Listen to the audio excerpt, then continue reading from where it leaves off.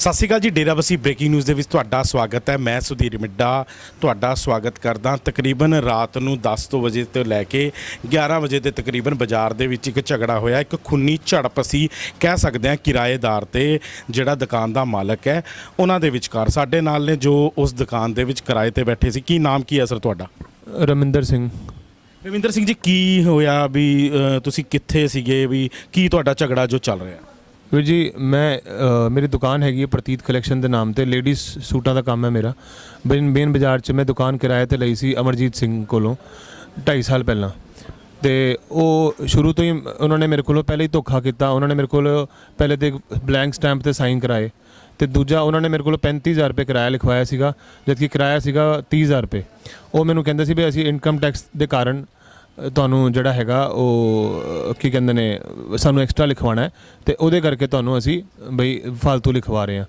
ਤੇ ਉਸ ਤੋਂ ਬਾਅਦ ਉਹਨਾਂ ਨੇ ਮੇਰੇ ਕੋਲੋਂ ਚੈੱਕ ਲੈ ਲਏ 11 ਮਹੀਨੇ ਦੇ ਤੇ ਮੇਰੇ ਕੋਲ ਸਾਰਾ ਕਿਰਾਇਆ ਉਹ ਪੂਰਾ ਲੈਂਦੇ ਰਹੇ। ਮੈਨੂੰ ਕੋਈ ਵਾਪਸੀ ਨਹੀਂ ਕੀਤੀ ਉਹਨਾਂ ਨੇ। ਤੇ ਉਸ ਤੋਂ ਬਾਅਦ ਉਹਨਾਂ ਨੇ ਮੈਨੂੰ 6 ਮਹੀਨੇ ਬਾਅਦ ਕਹਿੰਦੇ ਕਿ ਅਸੀਂ ਤੁਸੀਂ ਕਹਿਣ ਦਾ ਮਤਲਬ ਜੇ 35,000 ਰੁਪਏ ਲਿਖਿਆ ਸੀ ਤੇ 35,000 ਰੁਪਏ ਕਿਰਾਇਆ ਉਹਨਾਂ ਦੇ ਖਾਤੇ 'ਚ ਪਾਉਂਦੇ ਸੀ? ਹਾਂਜੀ, 35,000 ਕਿਰਾਇਆ ਉਹਨਾਂ ਦੇ ਖਾਤੇ 'ਚ ਪਾਉਂਦਾ ਸੀ ਮੈਂ ਬਿਲਕੁਲ। ਔਰ ਉਸ ਤੋਂ ਬਾਅਦ ਅਗਲੇ ਸਾਲ ਜਦੋਂ ਕੋਵਿਡ ਆਇਆ, ਕੋਵਿਡ 'ਚ ਵੀ ਉਹਨਾਂ ਨੇ ਮੈਨੂੰ ਕੋਈ ਰਿਆਇਤ ਨਹੀਂ ਬਖਸ਼ੀ। ਕੋਵਿਡ 'ਚ ਮੇਰੇ ਨਾਲ ਬਹੁਤ ਜ਼ਿਆਦਾ ਜਾਤੀ ਕੀਤੀ ਉਹਨਾਂ ਨੇ। ਮੈਂ ਉਹਨਾਂ ਨੂੰ ਰਿਕੁਐਸਟ ਕੀਤੀ ਵੀ ਕੋਈ ਕਿਰਾਇਆ ਮੈਨੂੰ ਮਾफ़ ਕਰੋ, ਵੀ ਤੁਹਾਨੂੰ ਪਤਾ ਹੈ 3 ਮਹੀਨੇ ਸਾਰੇ ਦੁਕਾਨਾਂ ਬੰਦ ਰਹੀਆਂ। ਉਹਨਾਂ ਨੇ ਕੋਈ ਰਿਆਇਤ ਨਹੀਂ ਦਿੱਤੀ। ਔਰ ਉਸ ਤੋਂ ਬਾਅਦ ਰਿਆਇਤ ਦੇ ਬਾਵਜੂਦ ਕਿਰਾਇਆ ਵਧਾ ਕੇ 38,500 ਰੁਪਏ ਕਰਤਾ। ਤੇ ਉਸ ਤੋਂ ਬਾਅਦ 38 ਕਿਰਾਇਆ ਤਾਂ 30,000 ਰੁਪਏ ਸੀਗਾ ਨਾ, ਜੋ ਤੁਸੀਂ ਕਹਿ ਰਹੇ ਹੋ ਕਿਰਾਇਆ ਤਾਂ 30,000 ਰੁਪਏ ਸੀਗਾ? ਹਾਂਜੀ ਸਰ, ਕਿਰਾਇਆ 30,000 ਸੀਗਾ। ਉਹ ਕਹਿੰਦੇ ਅਸੀਂ 10% ਲਿਖਵਾਇਆ ਹੋਇਆ ਉਹੀ ਵਧਾਵਾਂਗੇ। ਤੇ ਮੈਂ ਉਹਨਾਂ ਨੂੰ ਬੜੀ ਰਿਕੁਐਸਟ ਕੀਤੀ, ਬਹੁਤ ਬੇਨਤੀ ਕੀਤੀ, ਉਹਨਾਂ ਨੇ ਗੱਲ ਨਹੀਂ ਮੰਨੀ। ਉਹ ਕਹਿੰਦੇ ਫਿਰ ਦੁਕਾਨ ਸਾਡੀ ਖਾਲੀ ਕਰੋ। ਤੇ ਮੈਨੂੰ ਮਜਬੂਰਨ ਉਹਨਾਂ ਨੂੰ ਹਾਮੀ ਭਰਨੀ ਪਈ ਕਿ ਚਲੋ ਮੈਂ 38,500 ਦੇ ਦਾਂਗਾ। ਤੇ ਮੈਂ ਉਹਨਾਂ ਨੂੰ ਅਗਲੇ 11 ਮਹੀਨੇ ਦੇ ਚੈੱਕ ਦੇ ਦਿੱਤੇ 38,500 ਦੇ। ਤੇ ਉਸ ਤੋਂ ਬਾਅਦ ਜਦੋਂ ਉਹ ਐਗਰੀਮੈਂਟ ਖਤਮ ਹੋਣਾ ਸੀ ਉਸ ਤੋਂ ਪਹਿਲੇ ਹੀ ਉਹ ਮੈਨੂੰ ਧੱਕਾ ਕਰਨ ਲੱਗੇ ਕਿ ਅਸੀਂ ਵਿਚਕਾਰ ਕਿਰਾਇਆ ਵਧਾਵਾਂਗੇ। ਤੇ ਮੈਂ ਕਿਹਾ ਵੀਰੇ ਤੁਸੀਂ ਆਲਰੇਡੀ 2 ਵਾਰ ਕਿਰਾਇਆ ਵਧਾ ਚੁੱਕੇ ਹੋ, ਤੁਸੀਂ ਬਾਰ-ਬਾਰ ਮੈਨੂੰ ਤੰਗ ਕਰ ਰਹੇ ਹੋ, ਇਸ ਤਰ੍ਹਾਂ ਤੁਸੀਂ ਕਿਉਂ ਕਰ ਰਹੇ ਹੋ? ਉਹਨਾਂ ਨੇ ਦੇਖਿਆ ਮੇਰਾ ਕੰਮ ਚੱਲ ਪਿਆ ਵੀ ਇਹਦੇ ਕੋਲ ਦੁਕਾਨ ਖਾਲੀ ਕਰਾਈਏ। ਉਹਨਾਂ ਦੇ ਮਨ 'ਚ ਲਾਲਚ ਆ ਗਿਆ, ਉਸ ਕਰਕੇ ਉਹ ਮੈਨੂੰ ਕਿਰਾਏ ਦੀ ਧਮਕੀਆਂ ਦੇਣ ਲੱਗ ਪਏ ਕਿ ਕਿਰਾਇਆ ਵਧਾਓ ਨਹੀਂ ਤਾਂ ਤੁਹਾਨੂੰ ਖਾਲੀ ਕਰਨਾ ਪਏਗਾ। ਕਦੀ ਕਹਿਣ 45,000 ਦਿਓ, ਕਦੀ ਕਹਿੰਦੇ 43,000 ਦਿਓ। ਹਰ ਰੋਜ਼ ਉਹਨਾਂ ਦੀ ਸਟੇਟਮੈਂਟ ਨਵੀਂ ਡਿਮਾਂਡ ਉਹ ਕਰਨ ਲੱਗ ਪਏ। ਉਸ ਤੋਂ ਬਾਅਦ ਵਿਚਕਾਰ ਉਹਨਾਂ ਨੇ ਮੈਨੂੰ ਇਹ ਵੀ ਕਿਹਾ ਕਿ ਬਈ ਜੇ ਤੁਸੀਂ ਕਿਰਾਇਆ ਨਹੀਂ ਵਧਾਓਗੇ ਤੁਸੀਂ ਇੱਕ ਕੰਮ ਕਰੋ, ਮੈਨੂੰ ਹਿੱਸਾ ਦੇ ਦਿਓ ਆਪਣੀ ਦੁਕਾਨ 'ਚ, ਪਾਰਟਨਰਸ਼ਿਪ ਕਰ ਲਓ ਮੇਰੇ ਨਾਲ ਤੇ ਮੈਨੂੰ ਉਹਦੇ 'ਚ ਹਿੱਸਾ ਦੇਣਾ ਸ਼ੁਰੂ ਕਰ ਦਿਓ। ਤੇ ਮੈਂ ਉਹਨਾਂ ਨੂੰ ਕਿਹਾ ਵੀਰ ਜੀ ਇਸ ਤਰ੍ਹਾਂ ਨਹੀਂ ਹੋ ਸਕਦਾ। ਉਹਨਾਂ ਨੇ ਉਸ ਕਰਕੇ ਮੈਨੂੰ ਜ਼ਬਰਦਸਤੀ ਪ੍ਰੈਸ਼ਰ ਪਾ ਕੇ ਮੇਰੇ 'ਤੇ ਦਬਾਅ ਪਾਇਆ। ਉਹਨਾਂ ਨੇ ਜਿਹੜੇ ਉਹਨਾਂ ਦੇ ਰਿਸ਼ਤੇਦਾਰ ਹੈਗੇ ਨੇ ਉਹਨਾਂ ਨਾਲ ਬਹਿ ਕੇ ਦਬਾਅ ਪਵਾਇਆ ਕਿ ਵੀ ਇਹਦੇ ਕੋਲ ਦੁਕਾਨ ਖਾਲੀ ਕਰਾਈ ਜਾਏ।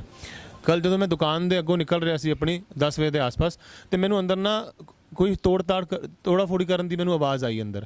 ਤੇ ਮੈਂ ਇਮੀਡੀਏਟ ਭੱਜ ਕੇ ਪਿੱਛੇ ਗਿਆ ਦੇਖਣ ਵਾਸਤੇ ਕਿ ਵੀ ਕੀ ਹੋ ਰਿਹਾ। ਤੇ ਉੱਥੇ ਅਮਰਜੀਤ ਸਿੰਘ, ਤਰਨਜੀਤ ਸਿੰਘ, ਸਿਮਰਨ, ਉਹਨਾਂ ਦਾ ਇੱਕ ਹੋਰ EMPLOYE ਜੌਨੀ ਤੇ ਤਰਨਜੀਤ ਸਿੰਘ ਦਾ ਮੁੰਡਾ ਜਿਹਨਾਂ ਨੂੰ ਮੈਂ ਪਹਿਚਾਣਦਾ ਸੀਗਾ, ਉਹਨਾਂ ਨੇ ਮੈਨੂੰ ਦੇਖ ਲਿਆ ਆਉਂਦੇ ਹੋਏ ਨੂੰ। ਉਹ ਕੀ ਕਰ ਰਹੇ ਸੀ, ਮੇਰੀ ਦੁਕਾਨ ਦਾ ਸ਼ਟਰ ਤੋੜ ਕੇ ਤਾਲੇ ਜਿਹੜੇ ਸ਼ਟਰ ਦਾ ਹੈਗਾ ਉਹ ਜੁਆਇੰਟ ਹੈਗਾ ਉਹ ਤਾਲੇ ਤੋੜ ਕੇ ਉਹ ਇੱਕ ਛੋਟੇ ਹਾਥੀ ਦੇ ਅੰਦਰ ਸਾਰਾ ਮਾਲ ਜਿਹੜਾ ਮੇਰਾ ਹੈ ਉਹ ਚੋਰੀ ਕਰਕੇ ਭਰ ਰਹੇ ਸੀਗੇ।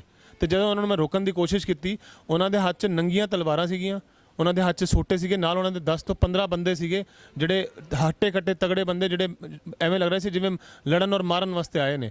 ਉਹਨਾਂ ਨੇ ਮੈਨੂੰ ਫੜ ਕੇ ਜਦੋਂ ਉਹਨੇ ਦੇਖਿਆ ਕਿ ਵੀ ਇਹ ਆ ਗਿਆ ਤੇ ਜਦੋਂ ਮੈਂ ਆਪਣੀ ਦੁਕਾਨ ਬਚਾਉਣ ਦੀ ਕੋਸ਼ਿਸ਼ ਕੀਤੀ, ਆਪਣਾ ਮਾਲ ਬਚਾਉਣ ਦੀ ਕੋਸ਼ਿਸ਼ ਕੀਤੀ, ਉਹਨਾਂ ਨੇ ਮੈਨੂੰ ਤਲਵਾਰਾਂ ਨਾਲ ਮਾਰਿਆ। ਮੇਰੇ ਸਾਰੇ ਸਰੀਰ 'ਤੇ ਚੋਟਾਂ ਹੈਗੀਆਂ ਨੇ। ਮੈਨੂੰ ਲੱਤਾਂ ਘੁੱਸਾਂ ਨਾਲ ਮਾਰਿਆ ਲਿਟਾ ਕੇ। ਤੇ ਮੇਰੇ ਹੱਥ 'ਤੇ ਇਹ ਦੇਖੋ 20 ਟਾਂਕੇ ਆਏ ਨੇ। ਤੇ ਹੱਥ 'ਤੇ ਉਹਨਾਂ ਨੇ, ਮੈਂ ਜਦੋਂ ਆਪਣਾ ਬਚਾਅ ਕੀਤਾ ਤੇ ਸਾਰੀ ਚੋਟਾਂ ਮੇਰੇ ਹੱਥ 'ਤੇ ਲੱਗੀਆਂ। ਤੇ ਉਸ ਤੋਂ ਬਾਅਦ ਜਦੋਂ ਮੈਂ ਥੱਲੇ ਡਿੱਗ ਗਿਆ, ਉਹ ਸਾਰੇ ਉੱਥੋਂ ਭੱਜ ਕੇ ਉਹ ਰਾਮਲੀਲਾ ਗਰਾਊਂਡ ਵੱਲ ਨੂੰ ਭੱਜੇ।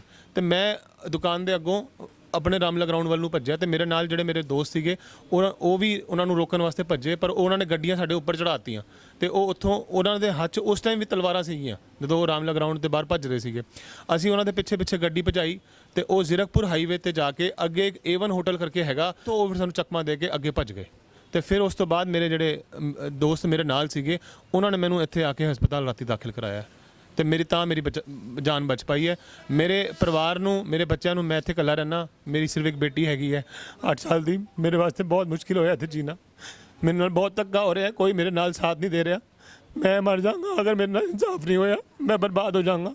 ਮੇਰੀ ਸਾਰੀ ਜ਼ਿੰਦਗੀ ਦੀ ਕਮਾਈ ਇਹਨਾਂ ਨੇ ਖੋਹ ਲਈ ਹੈ, ਚੋਰੀ ਕਰ ਲਿਆ ਸਾਰਾ ਮਾਲ।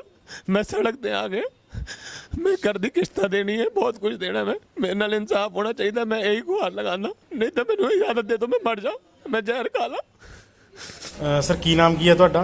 ਤਰਨਜੀਤ ਸਿੰਘ। ਤਰਨਜੀਤ ਸਿੰਘ ਜੀ, ਕੀ ਹੋਇਆ ਕੀ ਸੀ ਜੀ? ਰਾਤ ਨੂੰ ਪਤਾ ਲੱਗਿਆ ਜੀ ਇਹਨਾਂ ਨੇ ਦੁਕਾਨ ਦੇ ਤਾਲੇ ਤੋੜਦੇ ਪਏ ਨੇ ਠੀਕ ਹੈ ਜੀ। ਤੇ ਅਸੀਂ ਆਇਆ ਘਰੋਂ ਦੀ, ਮੈਂ ਤੇ ਉਹਨੇ ਘਰ ਦੇ ਦੋ ਤਿੰਨ ਬੰਦੇ। ਜੋ ਨਾਲ ਬੋਲੋ ਜੀ। ਅਸੀਂ ਘਰੋਂ ਆਏ ਆ ਵਿਕਨ, ਅੱਛਾ ਜੀ। ਦੋ ਤਿੰਨ ਬੰਦੇ। ਠੀਕ ਹੈ ਤੇ ਜੀ। ਪਤਾ ਲੱਗਿਆ ਪਿੱਛੇ ਵਿਕਨ ਤਾਲੇ ਤੋੜਦੇ ਪਏ ਨੇ। ਅਸੀਂ ਆਏ ਆ ਤੇ ਇਹਨਾਂ ਨੇ ਸਾਡੇ ਤੇ ਮੇਰੇ ਤੇ ਹਮਲਾ ਕਰਤਾ।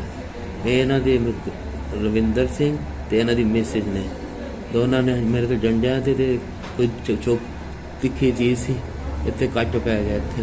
ਮਾਮਲਾ ਕਿੰਨੇ ਵਜੇ ਦਾ ਜੀ ਇਹ? ਇਹ ਕਰੀਬ ਹੋਣਾ ਜੀ 10 10:30 ਵਜੇ ਦਾ। ਤੇ ਕਦੋਂ ਤੁਸੀਂ ਹਸਪੀਟਲ 'ਚ ਕਦੋਂ ਆਏ ਜੀ? ਅਸੀਂ ਹਸਪੀਟਲ ਆਏ ਸੀ 10:30 11 ਵਜੇ। ਇੱਥੇ 15-20 ਗੁੰਡੇ ਖੜੇ ਸੀ ਬਾਹਰ। ਫਿਰ ਮੈਂ ਵਾਪਸ ਚਲਾ ਗਿਆ, ਮੈਂ ਕਿਹਾ ਕੁਝ ਹੋਰ ਹੋ ਜਾਏ। ਫਿਰ ਘਰ ਮੈਂ ਦਵਾਈ ਵੀ ਲੈ ਕੇ ਗਈ। ਕਿਸੇ ਪ੍ਰਾਈਵੇਟ ਹਸਪਤਾਲ 'ਚ ਨਹੀਂ ਗਏ ਜੀ ਜੇ ਇੱਥੇ ਗੁੰਡੇ ਖੜੇ ਸੀ? ਨਹੀਂ, ਪ੍ਰਾਈਵੇਟ ਨਹੀਂ ਗਿਆ। ਫਿਰ ਮੈਂ ਘਰ ਹੀ ਜਾ ਕੇ ਆਪਣਾ ਦਵਾਈ ਵੀ ਲੈ ਕੇ ਪੇਨ ਕਿਲਰ ਲੇਟ ਗਿਆ। ਮੈਂ ਸਵੇਰੇ ਆਇਆ ਹਾਂ। ਹੁਣ ਵੀ ਬੰਦੇ ਬਾਹਰ ਖੜੇ ਨੇ 15-20, ਇਸ ਟਾਈਮ ਵੀ ਬੰਦੇ। ਤੁਹਾਨੂੰ ਜਾਨ ਦਾ ਖਤਰਾ ਹੈ ਜੀ? ਹਾਂਜੀ, ਪੂਰਾ ਖਤਰਾ ਹੈਗਾ ਜੀ। ਤੇ ਮਾਮਲਾ ਕੀ ਹੈ ਜੀ ਤੁਹਾਡਾ ਵੀ ਜਿਹੜਾ ਐਡਾ ਮਾਮਲਾ ਤੁਹਾਡਾ ਝਗੜਾ ਹੋ ਗਿਆ? ਅਸੀਂ ਕਿਰਾਏ ਤੇ ਦੁਕਾਨ ਦਿੱਤੀ ਸੀ। ਦੁਕਾਨ ਕਿਰਾਏ ਦਾ ਟਾਈਮ ਟੇਬਲ ਸਭ ਕੁਝ ਖਤਮ ਹੋ ਗਿਆ। ਗੁਰਦੁਆਰੇ 'ਚ ਵੀ ਇਹਨਾਂ ਨੇ ਇਕਰਾਮਨਾਮਾ ਕੀਤਾ ਸੀ, ਉਹ ਵੀ ਖਤਮ ਹੋ ਗਿਆ। ਫਿਰ ਇਹ ਬਸ ਕਬਜ਼ੇ ਵਾਲੀ ਗੱਲ ਹੈ, ਹੋਰ ਕੁਝ ਨਹੀਂ ਹੈ। ਤੰਗ ਕਰ ਰਹੇ